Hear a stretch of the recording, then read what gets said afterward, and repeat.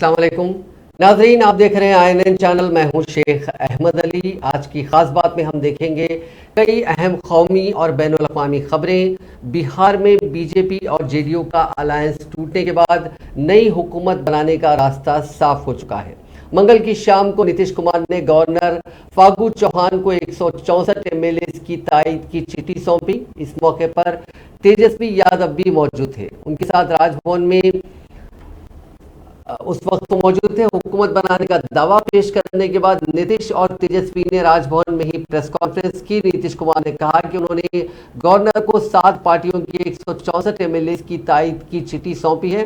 अब गवर्नर के ऊपर है कि वो हुकूमत बनाने का इन्विटेशन कब देते हैं।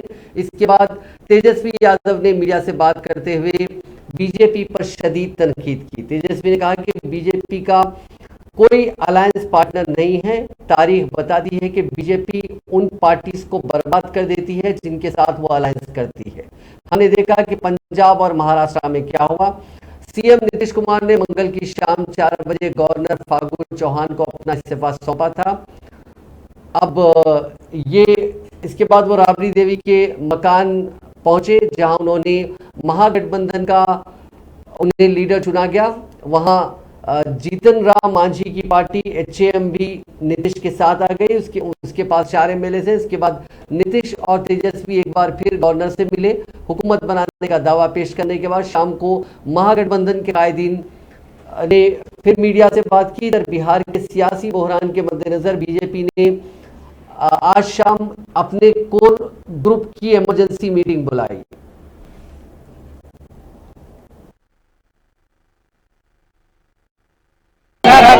राजभवन क्यों गए थे, क्या हुआ?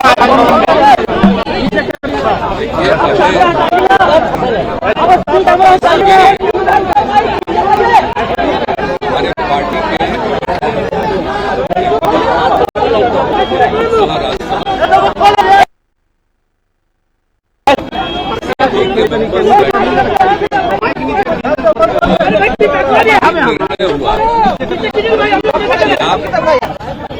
इस गठबंधन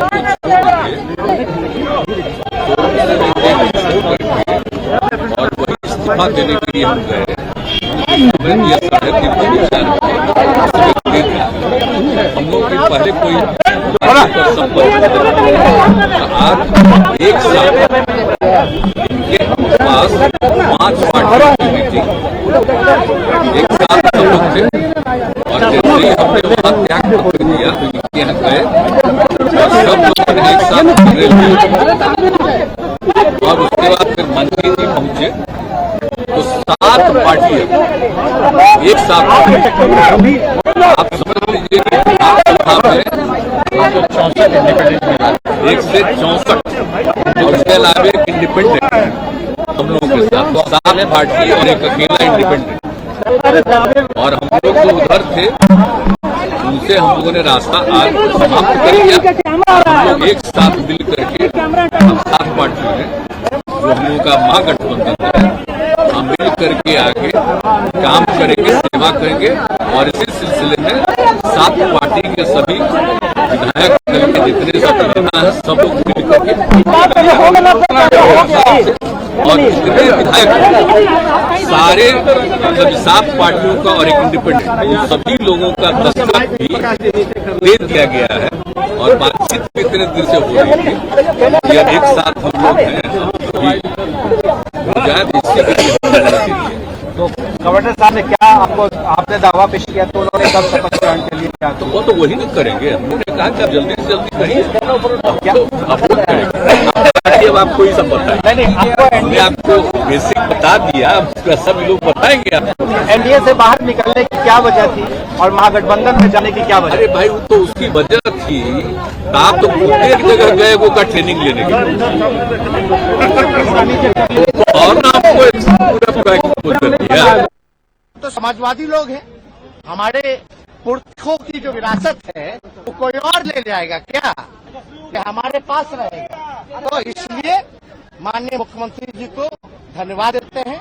हम अपने पार्टी के राष्ट्रीय अध्यक्ष आदरणीय लालू जी को धन्यवाद देते हैं कि बीमार अवस्था में भी जो उनका भी जो निर्णय है, क्योंकि राष्ट्रीय अध्यक्ष है, उनके पास जब प्रस्ताव गया तो उनसे जब हम लोगों ने बात की, पार्टी के लोगों ने बात की, क्योंकि हर एक लोग, बिहार की जनता हमारे पार्टी के वर्कर, हमारे पार्टी के विधायक, सब लोग चाहते थे कि जो किसी भी तरीके से भाजपा का जो एजेंडा है उसको बिहार में नहीं चलने देना है। और लालू जी को तो आप जानते ही हैं, आडवाणी जी के रथ को रोका था, किसी भी कीमत में ना झुकने को तैयार है, ना डरने वाले हैं, जो उनकी विचारधारा है उसकी लड़ाई लड़े। तो इसलिए हम पुनः मुख्यमंत्री जी को तो समाजवादी लोग हैं, हमारे पुरखों की जो विरासत है। महाराष्ट्र के वजीर आला एकनाथ शिंदे और नायब वजीर आला देवेंद्र फडणवीस ने मंगल के रोज 18 नए वुज़रा के साथ अपनी काबीना में तौसीक की। साबिक वजीर आला उद्धव ठाकरे की क़यादत में उस वक्त की महाविकास अघाड़ी हुकूमत के खात्मे के बाद 30 जून को दोनों ने चार्ज संभालने के 40 दिन बाद तवाज़ुन कायम करने की कोशिश की। इसके तहत शिंदे ने अपने धड़े से 9 और इत्तेहादी भारतीय जनता पार्टी से 9 वुज़रा को शामिल किया। शिंदे धड़े के वुज़रा में गुलाबराव पाटिल, दादाजी भोसे, संजय राठौर, संदीपन भुमरे, उदय सामंत, तानाजी सावंत, अब्दुल सत्तार, दीपक केसर और शंभूराज देसाई शामिल है। जबकि बीजेपी के जिन अरकान असेंबली ने वजीर के तौर पर हलफ लिया उनमें राधाकृष्ण वेखे पाटिल, चंद्रकांत पाटिल, सुधीर मोंगतनी, गिरीश महाजन, विजय कुमार गावत, सुरेश खड़े, अतुल सेव, रविंद्र चौहान और मंगल प्रभात लोधा शामिल हैं। गवर्नर भगत सिंह कोश्यारी ने राजभवन में शिंदे, फडणवीस, कायदे हिज़्ब इख्तिलाफ अजीत पवार, दीगर अरकान असेंबली और मुख्तलिफ सियासी जमातों के अहदेदारों की मौजूदगी में एक तकरीब के दौरान नए वुज़रा को ओहदे और राजदारी का हलफ दिलाया।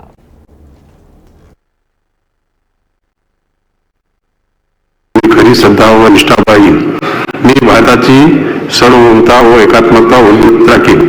मी महाराष्ट्र राज्याचा मंत्री म्हणून माझी कामे निष्ठापूर्वक व शुद्ध बुद्धीने पार पाडेन आणि संविधान व कायदा यानुसार सर्व तऱ्हेच्या लोकांना मी निर्भयपणे व निष्पक्षपणे तसेच कोणत्याही विषयी ममत्वभाव किंवा आक्रोश न बाळगता न्याय वागवून देईन। मी सुरेश खाडे ईश्वर साक्षी शपथ घेतो की महाराष्ट्र राज्याच्या मंत्री म्हणून माझ्या विचारात आणली जाईल किंवा मला ज्ञान होईल अशी कोणतीही बाब असा मंत्री म्हणून माझी कामे यथायोग्य पार पाडण्यासाठी आवश्यक असेल ते खरी करून मी कोणत्याही व्यक्तीला प्रत्यक्षपणे व अप्रत्यक्षपणे कळवणार नाही किंवा त्यांच्याकडे ओढ करणार नाही।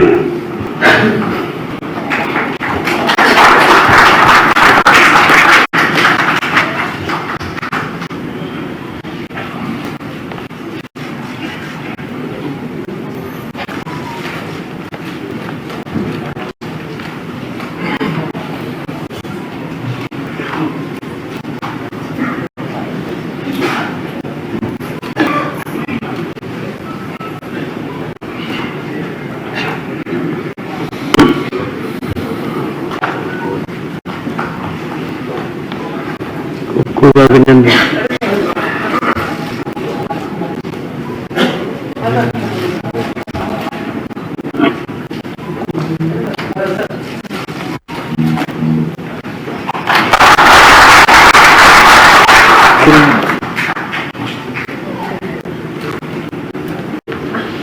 यानंतर श्री संदीपन भुमरे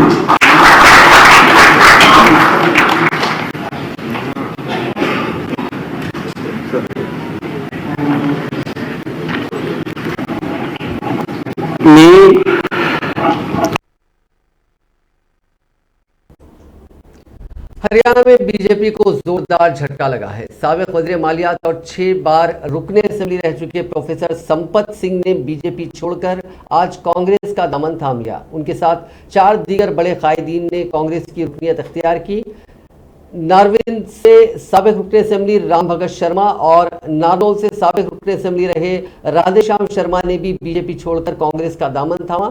हरियाणा डेमोक्रेटिक फ्रंट छोड़कर हिम्मत सिंह और बैंक एसोसिएशन के बड़े लीडर रहे ललित अरोड़ा ने भी कांग्रेस की रुकनियत अख्तियार कर अपने सियासी सफर का आगाज किया। साबिक वज़ीर आला और हिज़्ब मुखालिफ लीडर भूपेंद्र सिंह हुड्डा व हरियाणा कांग्रेस कमेटी के सरबराह चौधरी उदय भान की क़यादत में 5 कायदीन ने कांग्रेस की रुकनियत अख्तियार की। इस मौके पर राज्यसभा रुकन दीपेंद्र सिंह हुड्डा भी मौजूद रहे।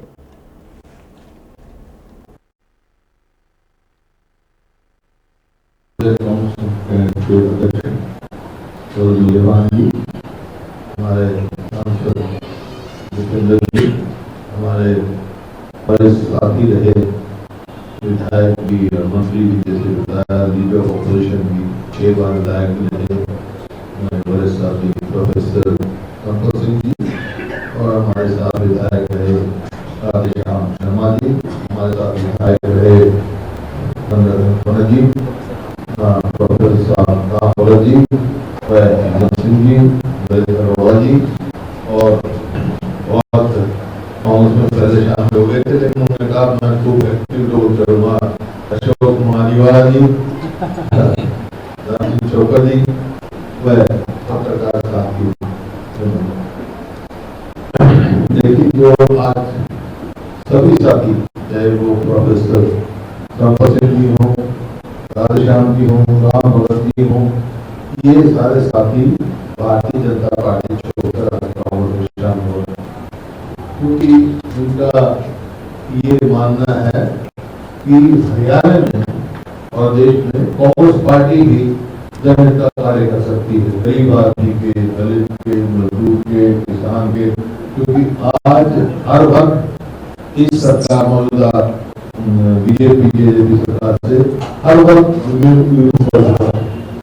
किसी से बात करो और किसी वर्ग से भी एक वर्ग भी इनके कार्य संतुष्ट नहीं है, तो आज ये कांग्रेस में शामिल हुए हैं।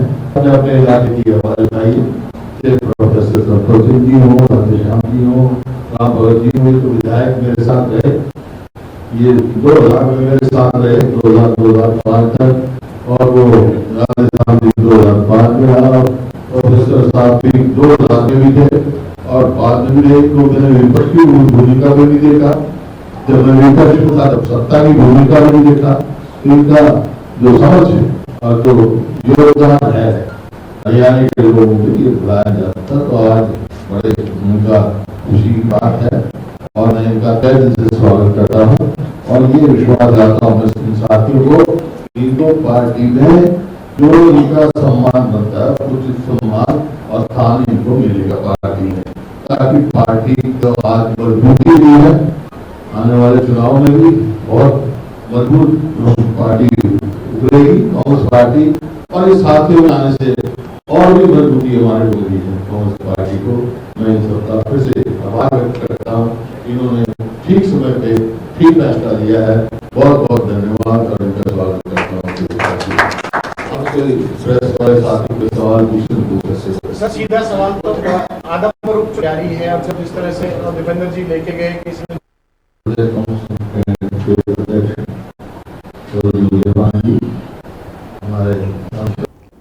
इंडियन नेशनल कांग्रेस 7 सितंबर से कन्याकुमारी से कश्मीर तक भारत जोड़ो यात्रा शुरू करने जा रही है।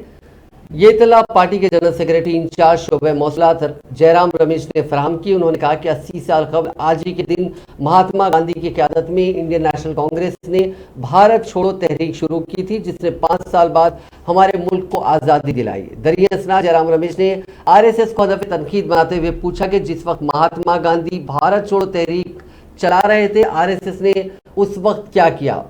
जयराम रमेश ने ट्वीट किया, आपको क्या लगता है कि 80 साल कबल इस तारीख 7 दिन RSS ने क्या क्या किया होगा। जब महात्मा गांधी ने भारत छोड़ो तहरीक शुरू की, उसने इस तहरीक से खुद को अलहदा कर लिया था।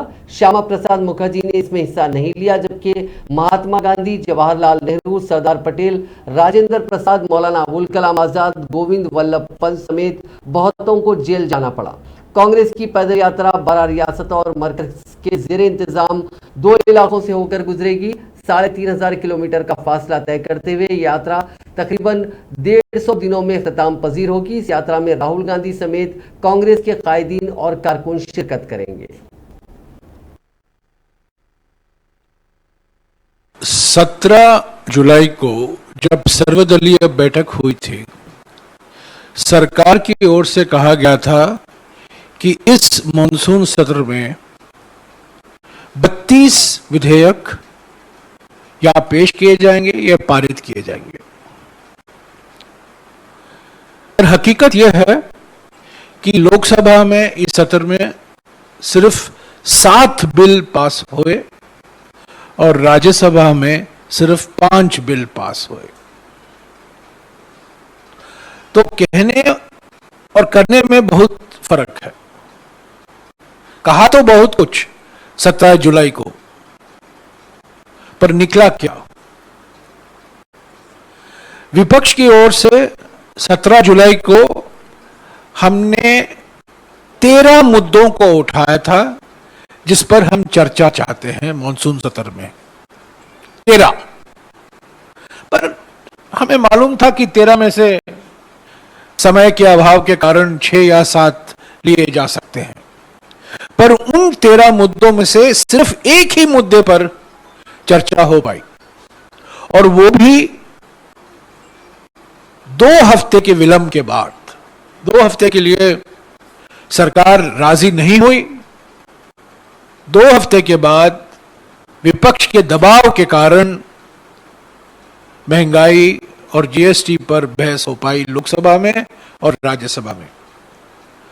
प्रधानमंत्री अपने भाषण में बड़ी बड़ी बातें की प्रोडक्टिविटी के बारे में, पर मैं प्रधानमंत्री को कहना चाहता हूं कि पार्लियामेंट के 2 स्तंभ होते हैं, प्रोडक्टिविटी और अकाउंटेबिलिटी।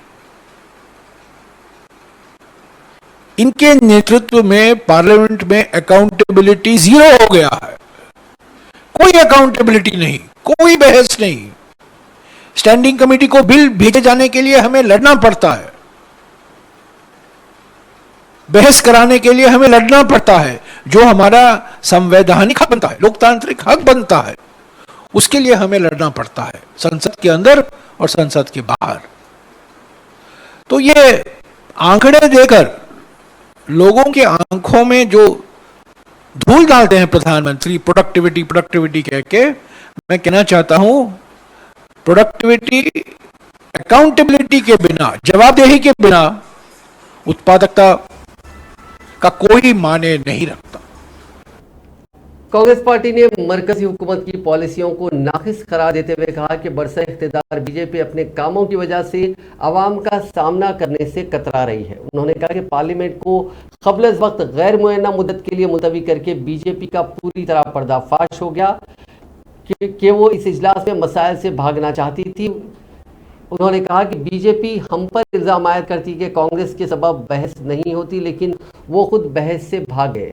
एक प्रेस कॉन्फ्रेंस से खिताब करते हुए पार्टी के रुकने पार्लियामेंट गौरव गोगोई ने कहा कि अग्निपथ स्कीम कौमी सलामती के लिए खतरा है। उन्होंने कहा कि इंडिया और चाइना के दरमियान 16 मरतबा इजलास मुनक़िद होने के बाद भी हमारी फौज गश्त नहीं कर पा रही है। बीजेपी इस मसले से राह फरार इख्तियार करना चाहती है। प्राइस राइज पे सरकार ने कोई ठोस कदम चर्चा के बाद नहीं उठाए तो हम निकले, सड़क पे निकले। राष्ट्रपति भवन जाते हुए हमें अरेस्ट किया गया। हमने काले कपड़े पहनकर हमने सरकार के आंखें खोलने की कोशिश की कि ये सरकार कितनी विफल है। जब हमने देखा कि ईडी का किस प्रकार से दुरुपयोग हो रहा है, तो हमने ईडी के खिलाफ, ईडी के राजनीतिकरण के खिलाफ हमने विरोध किया, प्रोटेस्ट किया, अरेस्ट हुए। भाजपा सोचती थी कि हमको 12-12 घंटे, जयराम जी को कहीं यूपी के कोने में, मुझे कहीं हरियाणा के कोने में किसी पुलिस थाना में रोककर, कांग्रेस पार्टी के सांसदों को रात के 12 बजे 1 बजे तक रोककर कांग्रेस पार्टी को थका देंगे, तो ये इनकी भूल थी। हमने अंत तक अपनी बात जोर से रखी और इस भाजपा के जो एजेंडा, जो था ही नहीं, एजेंडालेस सत्र चलाना चाहते थे, उसको हमने एक्सपोज किया। प्राइस राइज पर इनका कोई उत्तर नहीं था, वो हमने एक्सपोज किया। मुद्दे से जो वो भागना चाहते थे और इसलिए 4 दिन पहले उन्होंने सत्र को भंग किया, वो हमने एक्सपोज किया। ईडी का जिस प्रकार से राजनीतिकरण, वो हमने एक्सपोज किया और हमने दिखा दिया कि संसद से सड़क तक हम देश के मुद्दों के लिए लड़ने के लिए हम तैयार हैं। और खास करके कल हमने इलेक्ट्रिसिटी अमेंडमेंट बिल को लोकसभा में पारित नहीं होने दिया।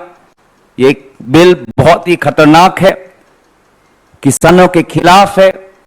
भाजपा ने इससे पूर्व झूठे दिलासे दिए थे किसान आंदोलन को कि वो बिल नहीं लाएंगे, लेकिन दोबारा उन्होंने यू टर्न मारकर कल बिल लाने की कोशिश की, पारित करने की कोशिश की। हमारे विरोध के कारण इस बिल को स्टैंडिंग कमेटी में भेजा गया और हम आज भी इस हफ्ते और बिलों पर चर्चा के लिए हम तैयार थे। कंपटीशन बिल वो लाए, हम तैयार थे। मैरीटाइम प्राइवेसी बिल पे हमारे स्पीकर्स तैयार थे। लेकिन भाजपा संसद की जो वास्तविक जो इसका उद्देश्य है, जवाबदेही जनता के प्रति, उससे वो आज जो उनके पास ना कोई जवाब है ना कोई संकल्प है, उस बात को छुपाने के लिए उन्होंने पहले ही 4 दिन पहले इस पार्लियामेंट को अडजर्न साइनाडाइन कर दिया। तो मुझे लगता है कि कांग्रेस पार्टी ने बहुत से चीजें, भाजपा के जो उनके जो काले करतूते हैं, हमने जनता के सामने पर्दाफाश किया। प्राइस राइज पे सरकार ने कोई ठोस कदम चर्चा के बाद नहीं उठाए तो हम निकले, सड़क पे निकले, राष्ट्रपति भवन जाते वक्त। मध्य प्रदेश में मंगल के रोज एक किसान ने खुद पर पेट्रोल डालकर आग लगा ली। मामला बंडा पुलिस स्टेशन कैंपस का है। दरअसल किसान ने जिस पेस्टिसाइड का खेत में इस्तेमाल किया था, उससे सोयाबीन की फसल बर्बाद हो गई। इस बात की शिकायत उसने पुलिस स्टेशन में की, लेकिन पुलिस ने दवा बेचने वाली कंपनी के खिलाफ कोई कार्रवाई नहीं की। इससे दुखी होकर उसने ये कदम उठाया। खुद पर पेट्रोल डालने से पहले किसान ने पुलिस वालों से कहा कि तुमने कुछ नहीं किया, अब हम जान गंवा देंगे, बच्चे तुम्हारे भरोसे। ये किसान करीब 25% तक झुलस गया है। उसकी पहचान शीतल कुमार के तौर पर की गई है। उत्तर प्रदेश के नोएडा में वाक़े ग्रैंड ओमेक सोसाइटी में खातून के साथ बदसलूकी करने के मुलजिम बीजेपी लीडर श्रीकांत त्यागी को गिरफ्तार कर लिया गया है। त्यागी को गिरफ्तार करने के लिए एसटीएफ की कई टीमें तश्कील दी गई थी। रिपोर्ट्स के मुताबिक श्रीकांत त्यागी को मीरठ से गिरफ्तार किया गया।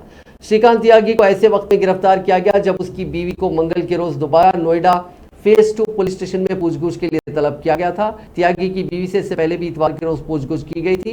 इसके अलावा पीर के रोज नोएडा डेवलपमेंट अथॉरिटी ने सोसाइटी में श्रीकांत त्यागी की गैर कानूनी तामीरात को भी मिसमार कर दिया था। राजस्थान के अलवर में पीर के रोज 70 साल से ज्यादा उम्र के बुजुर्ग जोड़े के घर में किलकारी गूंजी। मां की उम्र 70 बरस है और वालिद की उम्र 75 साल है। शादी के तकरीबन 54 साल बाद अब दोनों को पहली औलाद हुई है। डॉक्टर्स का दावा है कि राजस्थान में ये अकेला मामला है कि इतनी उम्र की खातून ने बेटे को जन्म दिया। हालांकि आईवीएफ तकनीक से मुल्क और दुनिया में पहले भी कई बुजुर्ग जोड़े 70-80 साल की उम्र में माँ बाप बन चुके हैं। बांग्लादेश की जंग में झुंझुनू के नोहनिया गांव के साबिक फौजी गोपीचंद के पैर में गोली लगी थी। दोनों को औलाद नहीं थी। गोपीचंद का कहना था कि पहली औलाद की खुशी कैसे जाहिर करें वो समझ नहीं पा रहे। ओडिशा के परलाखे मुंडी में एक खानदान ने अपने फीमेल पेट डॉग यानी पालतू कुत्ते का पूरे रीति रिवाजों के साथ अंतिम संस्कार किया। कुत्ते के मालिक टुन्नू गौड़ा ने आखिरी रसूमात के पहले ढोल नगाड़ों और ऑर्केस्ट्रा के साथ विदाई जुलूस भी निकाला। कुत्ते का नाम अंजलि है और वो टुन्नू गौड़ा के साथ 17 साल से रह रही थी। अंजलि के आखिरी रसूमात का वीडियो सोशल मीडिया पर भी वायरल हो रहा है। वीडियो में देखा जा सकता है कि विदाई जुलूस में आगे आगे ढोल नगाड़े बज रहे हैं, उसके पीछे मिनी वैन पर लाउड स्पीकर और सबसे पीछे टुन्नू गौड़ा अपने पेट डॉग को गोद में उठाकर आखिरी यात्रा पर ले जा रहे हैं।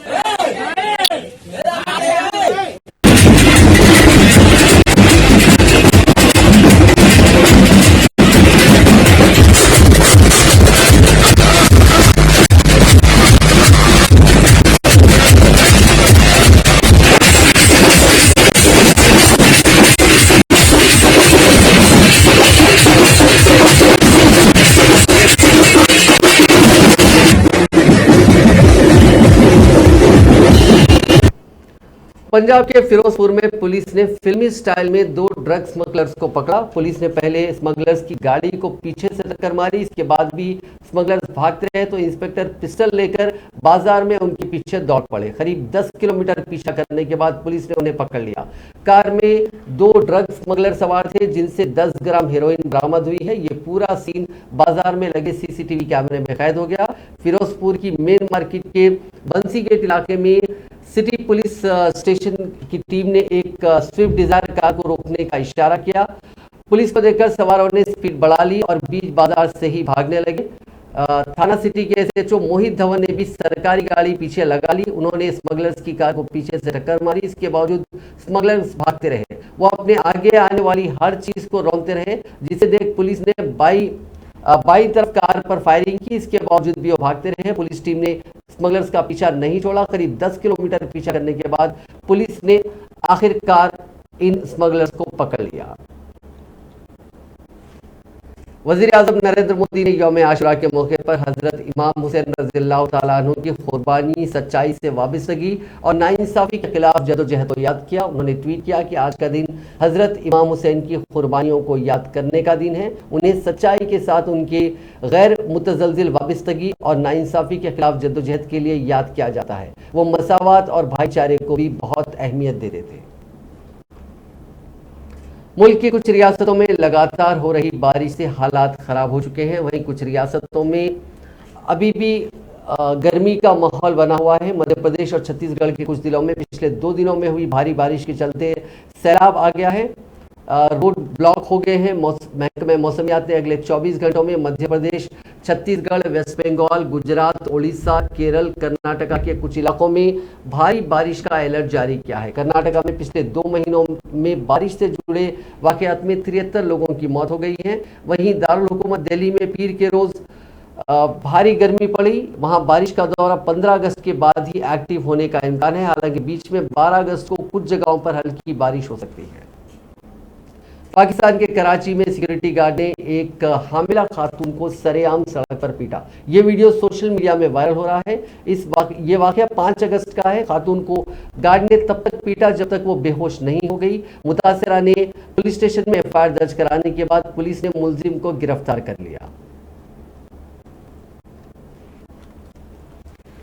आखिर में बात कोरोना वायरस की। मुल्क में कोरोना इन्फेक्शन की रफ्तार लगातार तशवीश बढ़ा रही है। पिछले 24 घंटों के दौरान कोरोना के 16,167 नए केसेस आए हैं। हालांकि एक दिन पहले के मुकाबले नए मरीजों की तादाद कम है, लेकिन डेली पॉजिटिविटी रेट 6.14% पर पहुंच गया है। इस दौरान 15,549 मरीज कोरोना से ठीक हुए हैं। वजारत सेहत के मुताबिक एक्टिव मरीजों की तादाद अब 1,35,510 पर पहुंच गई है। नाज़रीन, आज की खास बात में बस इतना ही। आपसे कल मुलाकात होगी नई खबरों के साथ। आप देखते रहिए INN चैनल।